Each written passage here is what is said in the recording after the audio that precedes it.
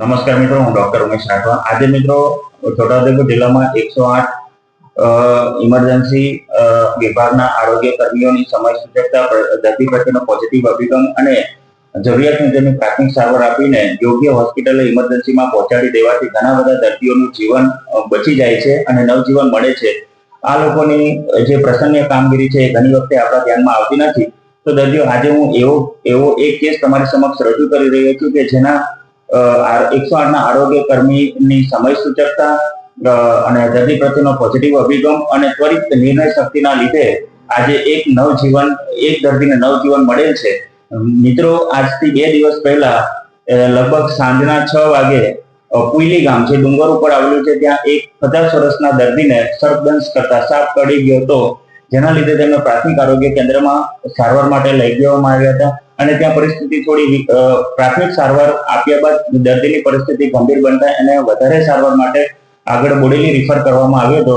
અને આરોગ્ય કર્મી 108 ના આરોગ્ય કર્મી રાઠવા અજયભાઈ તથા તેમના ડ્રાઈવર રાઠવા સંજયભાઈને આ કેસ મળેલો હતો અને તેઓ આ દર્દીને રિસીવ કરીને વધારે સારવાર માટે બોડેલી લઈ આવી રહ્યા હતા. ત્યારે દર્દીને રસ્તામાં જ વધારે સર્પદંશ કરવાના લીધે જે સર્પદંશ કરેલો હતો ન્યુરોટોક્સિક સ્નેક બાઇટ હોવાના લીધે દર્દી બેહોશ થઈ જાય છે અને ફ્લેસિડ પેરાલિસિસ થઈ જાય છે, જેના લીધે દર્દીને શ્વાસ લેવામાં તકલીફ પડવાથી દર્દી શ્વાસ લઈ ન શકતો હોવાથી હવે દર્દીને જીવન બચાવવા માટે રાઠવા અજયભાઈએ અંબુ અને માસ્કથી કૃત્રિમ શ્વાસોશ્વાસ આપીને લગભગ 20 કિલોમીટર સુધી એમને કૃત્રિમ શ્વાસોશ્વાસ આપી અને પ્રમુખ હોસ્પિટલમાં ઇમરજન્સી વિભાગમાં એમને પહોંચાડ્યા. જ્યારે પ્રમુખ હોસ્પિટલમાં દર્દીને પહોંચાડવામાં આવે ત્યારે હું બી ત્યાં જ હાજર જ હતા અને મારો સ્ટાફ હાજર જ હતો અને ત્વરિત એમને રિસીવ કરી અને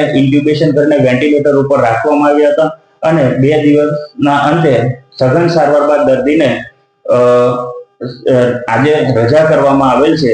તો આ દર્દીના જે નવજીવન મળેલ છે એમાં હું માનું છું કે મારા કરતા વધારે શ્રેય આરોગ્ય કર્મી 108 ના આરોગ્ય કર્મીઓને જવો જોઈએ, કેમ કે એમની જે ત્વરિત નિર્ણય શક્તિ અને દર્દી પ્રત્યેનો જે પોઝિટિવ અભિગમ કે જેમને દર્દીને જીવિત અવસ્થામાં હોસ્પિટલમાં પહોંચાડી, જેનાથી હું આગળ સારવાર કરી શકે છે. તથા છોટાઉદેપુર જિલ્લાને તમામ જનતાને હું અપીલ કરું છું કે જ્યારે પણ કોઈ ઇમરજન્સી એમ્બ્યુલન્સ આપણે રસ્તામાં મળે તો એમને રસ્તો આપી દેવો, જેથી કરીને દર્દીનો જે ક્રુશિયલ સમય હોય એ સમય બચે અને દર્દીને એક યોગ્ય સમયે સારવાર મળવાથી એનું જીવન બચાવી શકાય.